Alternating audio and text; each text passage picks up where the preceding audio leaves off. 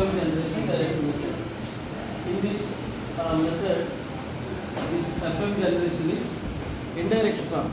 Hence it is called as indirect method of FM generation. By using this block diagram, you can generate the FM indirectly. Right? There are two parts of this block diagram. First part is narrow band FM, this block, and then after that it is the conversion of the wide band. Simply it is two parts. First part of the block diagram is narrow band FM, second one is wide band FM.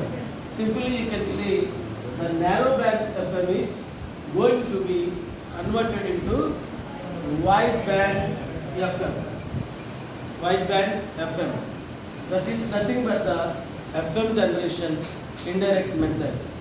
Let us see first of all this carrier, subcarrier.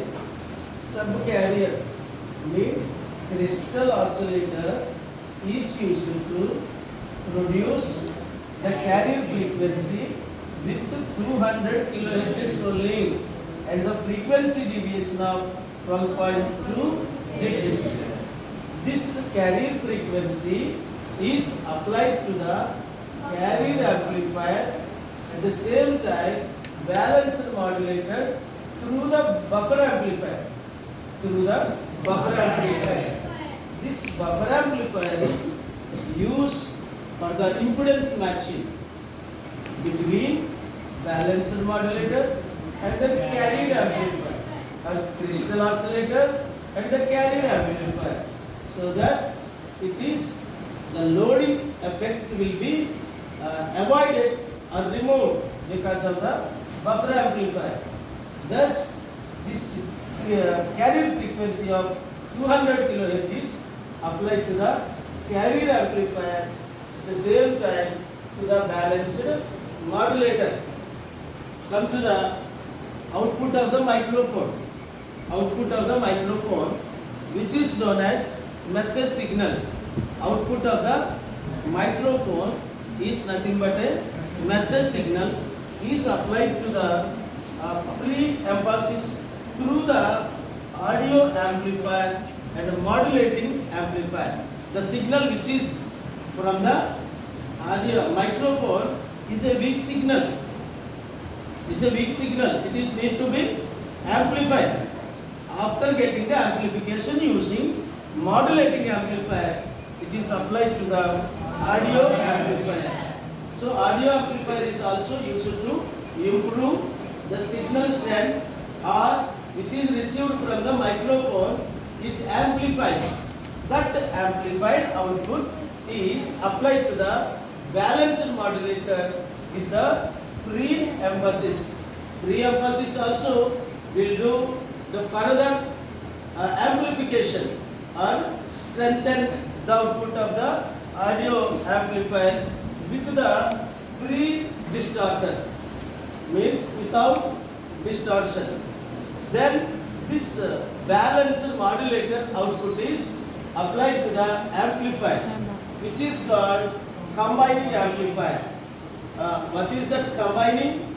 The output of the carrier amplifier as well as the output of the modulator, balanced modulator also combined at this stage, which is called combining amplifier.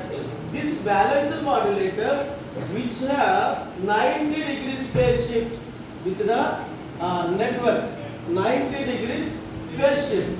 Now this combining amplifier combines the output of the carrier amplifier as well as the output of the balanced modulator, will gives you the frequency multiplier, where it will be multiplied with a double time, 2 times, which is called double multiplier.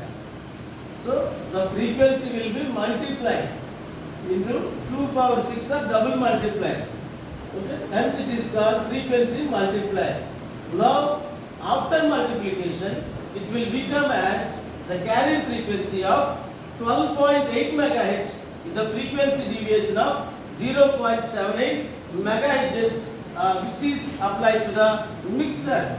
Now the crystal oscillator, once again the frequency, that is 11.8 megahertz, is also applied to the mixer. If at the mixer, now at the mixer there are two frequencies.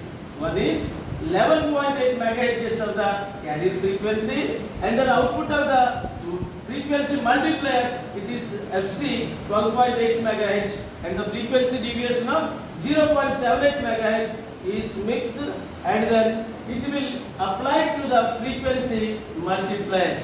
Yet you doubled the frequency, it is not sufficient to generate or transmit through the radiating antenna. Hence it is need to be triplet or triple multiplication of the applied frequency, so that it is need to be the frequency 3 times multiplied.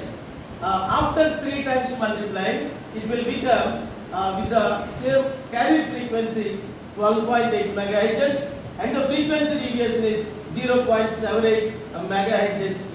And then now the output of the frequency triple multiplication, it is FC, means 12.8 megahertz. There is no change. At the same time frequency deviation is 0.78 kilohertz. There is no change. It will be applied to the class C RF power amplifier. So further it will be amplified through the radio frequency power amplifier. Now it is sufficient to generate or transmit by using the radiating antenna, where the carrier frequency became, it is 96 megahertz of the standard frequency, as well as the frequency deviation of 75 kilohertz.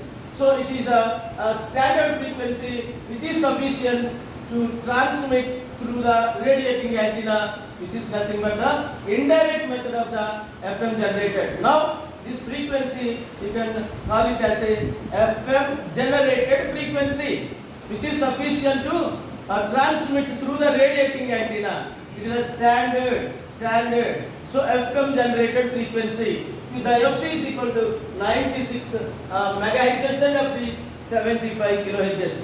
Thus, Armstrong method of this FM generation is sufficiently generated the standard frequency or carrier frequency with the frequency deviation and radiated through the radiating antenna, transmitted through the radiating antenna.